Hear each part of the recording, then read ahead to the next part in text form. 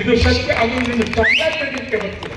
ನಿಮ್ಮ ಚಾಮರಾಜನಗರಕ್ಕೆ ಈ ಹೆಗ್ಗಳಿಕೆ, ಈ ಜನಪದ ನಾಡಿನಲ್ಲಿ ಕೊಟ್ಟಿರ್ತಕ್ಕಂಥ ಒಬ್ಬ ಚೇತನ ನಟ ಸೌರಮ್ಮ, ರಸಿಕರ ರಾಜ, ಗಾನ ಗಂಧರ್ವ, ಕಿಟ್ಟಕಿ ಪ್ರಶಸ್ತಿ ವಿಜೇತ ಇವೆಲ್ಲ ಬರ್ತದೆ.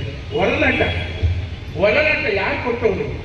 ತಮಿಳುನಾಡಿನ ಅಂದಿನ ಮುಖ್ಯಮಂತ್ರಿ ಎಲ್ ವಿ ರಾಮಚಂದ್ರರವರು ಅವತ್ತು ಹೊರನಟ ಅಂತ ಗೆದ್ದು ಕೊಟ್ಟಿರ್ತಕ್ಕಂಥದ್ದು, ಅದನ್ನು ಅವರು ಕೊಟ್ಟಿರ್ತಕ್ಕಂಥದ್ದು.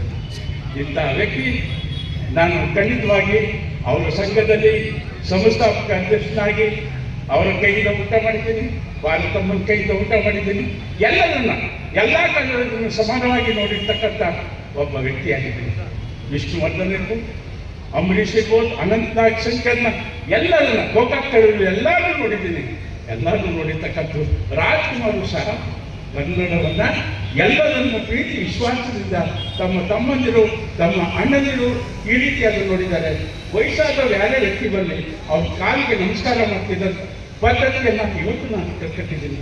ರಾಜ್ಕುಮಾರ ನಿಮ್ಮೆಲ್ಲರಿಗೂ ಹೊಂದಿಸಿ ನನಗೆ ಕರೆದಂಥ ರಾಮದಾಸ್ ಮತ್ತು ನನ್ನ ಕೊಳ್ಳೇಗಾಲದ ಅಪ್ಪು ಟಿವಿನ ರಾಜೇಶ್ ಮತ್ತು ನನ್ನ ಮಿತ್ರರು ಇಲ್ಲಿಗೆ ಬರಬೇಕಾದ್ರೆ ರಾಜೇಂದ್ರ ಅವರು ನಿಜಕ್ಕೂ ಭಾರಿ ಆತ್ಮೀಯರು. ಅವ್ರು ನನ್ನ ಜೊತೆಲಿದ್ದಾರೆ, ಮೇಲೆ ಹತ್ತಿಲ್ಲ. ಅವರು ಎಲ್ಲ ಇಲ್ಲಿಗೆ ಗಾರ್ಸಿಕೆ ಶ್ರೀನಿವಾಸ್ ಗೌಡರು, ನಮ್ಮ ಸುಬ್ಬಣ್ಣವರು ಇಲ್ಲಿದ್ದಾರೆ. ಎಲ್ಲ ಭಾರತೀಯ ಜನತಾ ಪಾರ್ಟಿ ಹೂಕೊಂಡ್ರು ಎಲ್ಲರೂ ಇರ್ತಕ್ಕಂಥದ್ದು ಮತ್ತು ಕಲಾವಿದರಿದ್ದಾರೆ. ಮತ್ತು ಎಲ್ರಿಗೂ ನಾನು ನಮಸ್ಕಾರ ಮಾಡ್ತೀನಿ. ಎಲ್ರಿಗೂ ಒಳ್ಳೆಯದಾಗಲಿ, ಶುಭ ಆಗಲಿ.